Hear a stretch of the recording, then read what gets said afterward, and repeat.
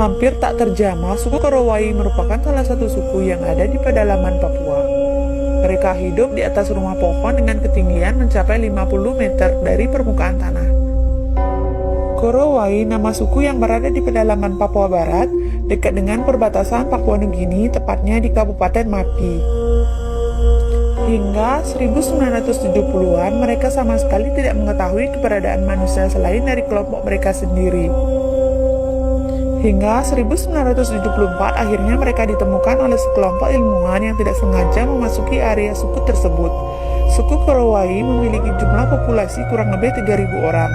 Uniknya, suku ini merupakan salah satu kelompok di daratan Papua yang tidak menggunakan koteka. Suku Korowai hidup dalam kondisi terisolasi dari dunia luar. Mereka membangun rumah pohon yang dinamai rumah tinggi. Rumah mereka memang begitu tinggi, saking tingginya bisa mencapai 35-50 meter di atas permukaan tanah.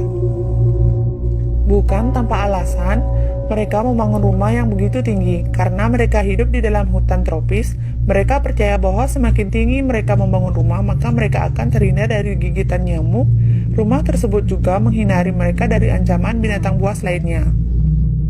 Beredar mitos bahwa alasan utama suku Korowai membangun rumah setinggi itu sebenarnya adalah mereka ingin menghindari roh-roh jahat. Mereka takut terhadap serangan Laleo atau iblis yang kejam. Laleo adalah makhluk yang berjalan seperti mayat hidup dan berkeliaran pada malam hari. Sebutan iblis atau Laleo tersebut ditujukan kepada semua orang asing selain penduduk mereka, bahkan termasuk orang-orang Papua lainnya. Terlepas dari segala alasan tersebut, suku Korowai begitu menghargai nenek moyangnya. Oleh karena itu, mereka juga menganggap bahwa rumah tinggi merupakan warisan leluhur, sehingga mereka merasa nyaman tinggal di sana, meski harus bersusah payah memanjat pohon yang begitu tinggi. Rumah pohon yang begitu tinggi secara logika tentu tidak normal. Suatu saat angin bisa saja berhembus kencang dan dengan cepat dapat menghancurkan rumah tersebut. Karenanya, suku Korowai tidak sembarangan dalam memilih pohon. Mereka memilih pohon-pohon yang besar dan kokoh sebagai pondasi rumahnya. Pucuk pohon tersebut digunduli untuk kemudian dibangunlah rumah mereka.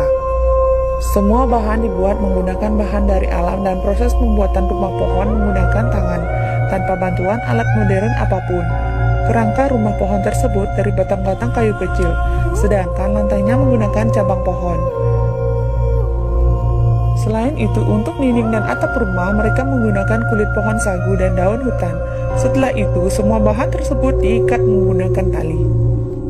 Rata-rata rumah pohon suku Korowai memiliki ukuran sekitar 7 kali 10 meter. Rumah pohon dengan ukuran lebih besar memiliki penyekat ruang dan pintu berbentuk runcing di masing-masing ujungnya. Ada satu pintu untuk penghuni pria dan pintu lainnya untuk wanita. Di rumah pohon suku Korowai juga terdapat sebuah perapian yang terbuat dari tanah liat yang digantungkan di atas ruang terbuka, sehingga perapian tersebut mudah dipotong dan dibuang jika bara api tidak terkendali. Hal tersebut menghindari kerusakan rumah mereka. Biasanya sebuah rumah pohon dapat memakan waktu hingga 7 hari. Suku Korowai masih memegang teguh adat istiadat leluhurnya. Sehingga sebelum mereka mendirikan sebuah rumah, mereka akan melakukan ritual malam terlebih dahulu untuk mengusir roh jahat. Karena hanya menggunakan bahan alami, konstruksi rumah pohon suku Korowai hanya bertahan hingga 3 tahun lamanya. Setiap bidang tanah yang telah bersih terdapat 2 hingga 3 rumah pohon. Tak hanya hidup bersama dalam satu keluarga, satu rumah pohon juga kerap diisi hewan peliharaan mereka seperti babi dan anjing hutan. Menurut mereka, babi memiliki nilai sosial. Babi hanya dibunuh saat ada ritual dan acara khusus saja, sedangkan anjing digunakan untuk berburu. Satu rumah pohon besar dihuni hingga 10 orang atau lebih. Untuk naik ke rumah pohon, suku Korowai harus menaiki tangga yang terbuat dari ranting dan tali. Suku Korowai memiliki kehidupan yang begitu seimbang. Mereka begitu menjaga hubungannya dengan sesama manusia dan alam.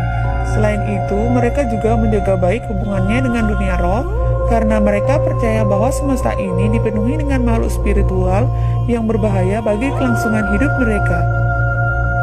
Seorang akademis dari kampus Institut Seni Budaya Indonesia Tanah Papua, Ridian Yasminta, melakukan riset tentang suku Korowai sejak 2016. Menurutnya, suku Korowai begitu menjunjung tinggi nilai-nilai kesetaraan dalam sebuah hubungan sesama manusia. Begitu setaranya menjadikan mereka hidup tanpa ada strata sosial seperti kepala suku atau panglima perang. Dalam kehidupan sehari-hari, kegiatan seorang laki-laki dan perempuan sama saja.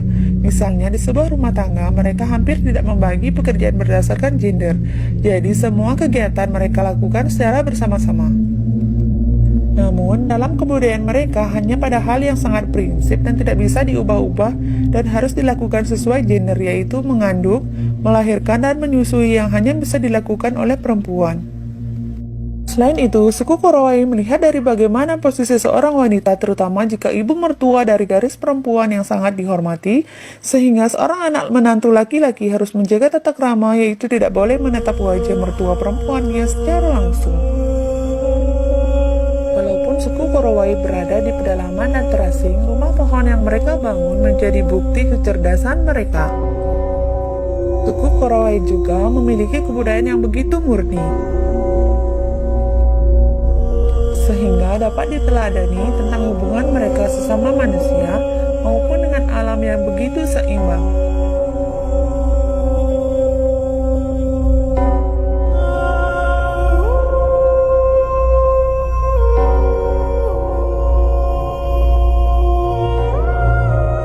Nah, itulah sedikit informasi tentang suku Korowai dengan rumah pohonnya.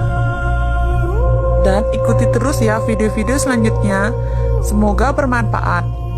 Sekian dan terima kasih. Sampai jumpa.